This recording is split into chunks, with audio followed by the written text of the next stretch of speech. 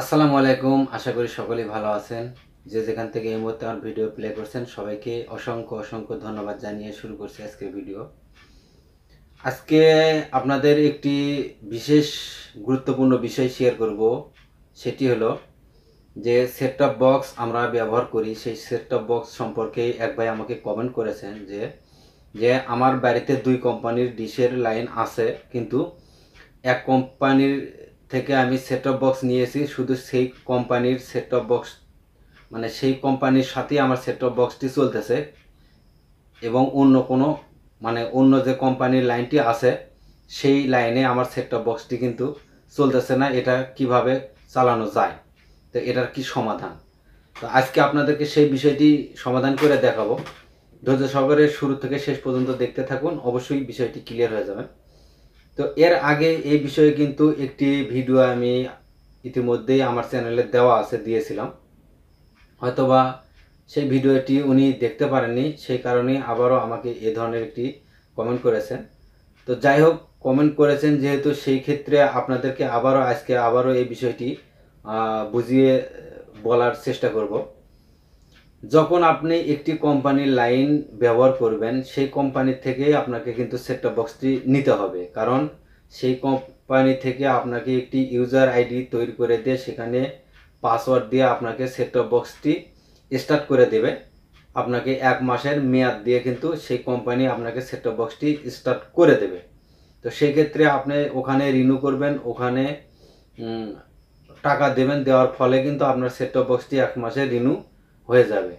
তো ওই set top বক্সটি যখনই আপনি অন্য কোম্পানির যে একটি লাইনে কানেক্ট দিবেন, সেক্ষেত্রে কিন্তু সেটাতে কোনো কাজ হবে না বা সেটাতে কোনো আপনার ছবি আসবে না, কারণ আপনি যে কোম্পানির সাথে ওই বক্সটি পাসওয়ার্ড এবং আইপি দিয়ে কানেক্ট করে নিয়েছেন, ইউজার আইডি দিয়ে কানেক্ট করে নিয়েছেন, ঠিক যেমনটা আপনার ওয়াইফাই, আমরা ওয়াইফাই আইডি যে কোম্পানি থেকে আমরা লাইনটি নিই, সেখান থেকে কিন্তু একটি ওয়াইফাইয়ের ইউজার নেম দেওয়া হয়, ইউজার আইডি ওখানে ক্রিয়েট করে সেই ইউজার নেম দেওয়া হয় এবং একটি পাসওয়ার্ড দেওয়া হয়।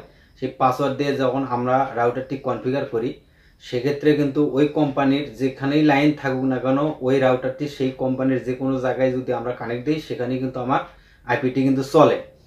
ঠিক তেমনই সেট টপ বক্সটিও এই একই সিস্টেমে করা আছে। ওই কোম্পানি থেকে যদি আপনি এটা কানেক্ট করে নেন, ওই কোম্পানির এরিয়ার ভেতরে যে কোনো জায়গায় আপনি ওই সেট টপ বক্সটি চালাতে পারবেন, ওই কোম্পানির যদি লাইন সেখানে থাকে।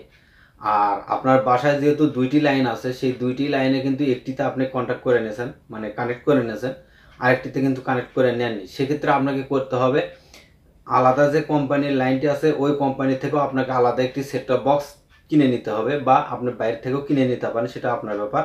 কিন্তু সেট টপ বক্সটি আপনার ওই কোম্পানির ইউজার আইডি পাসওয়ার্ডের সঙ্গে কানেক্ট করে নিতে হবে। যদি সেখান থেকে কানেক্ট করে নেন, তাহলে কিন্তু আপনার ওই কোম্পানি থেকেও আপনি সেট টপ বক্সটি চালাতে পারবেন, তাছাড়া কিন্তু চালাতে পারবেন না। আর আগের যে সেট টপ বক্সটি আছে এক কোম্পানি থেকে নিয়েছেন, ওই কোম্পানির ওই সেট টপ বক্সটি আপনি আলাদা কোম্পানিতে চালাতে পারবেন। সেটা আবার কি করতে হবে, আপনাকে ওই সেট টপ বক্সটা আবার রিসেট করে আবার এই অন্য যে কোম্পানির লাইনটি আছে ওখান থেকে আপনাকে ইউজার আইডি দিয়ে পাসওয়ার্ড দিয়ে ওটাকে কানেক্ট করে দিতে হবে। তারপরে কিন্তু আপনার ওই কোম্পানির লাইন আপনি ওই সেট টপ বক্সে চালাতে পারবেন, তাছাড়া কিন্তু চালাতে পারবেন না। একটা সেট টপ বক্স আপনি দুইটা কোম্পানির লাইনে চালাতে পারবেন না, একটা রিসেট মেরে আর একটা চালাতে হবে।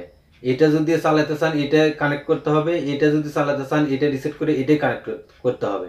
তো এই সিস্টেমে কিন্তু সেট টপ বক্সগুলি চালাতে পারবেন, তাছাড়া কিন্তু চালাতে পারবেন না।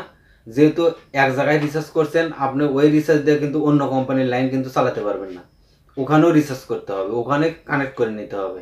এটি হলো মূল বিষয়, যার কারণে কিন্তু সেট টপ বক্স আপনি অনেকে কি করে ঢাকায় কেনে বা অন্য অন্য যে জায়গায় সে কিছুদিন থাকে, সেখানে কিন্তু সেট টপ বক্সগুলি কিনে বা বাড়িতে আসে বা বাড়িতে কিনে শহরে যায়, সেক্ষেত্রে দেখা যায় ওই সেট টপ বক্সগুলি কিন্তু চলে না।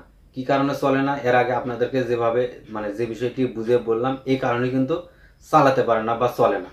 তো আশা করি বিষয়টি ক্লিয়ার করে বুঝাতে পেরেছি। যদি ভিডিওটি ভালো লাগে অবশ্যই ভিডিওতে একটি লাইক দিন, আর চ্যানেলটি সাবস্ক্রাইব না করে থাকলে অবশ্যই চ্যানেলটি সাবস্ক্রাইব করে নিন।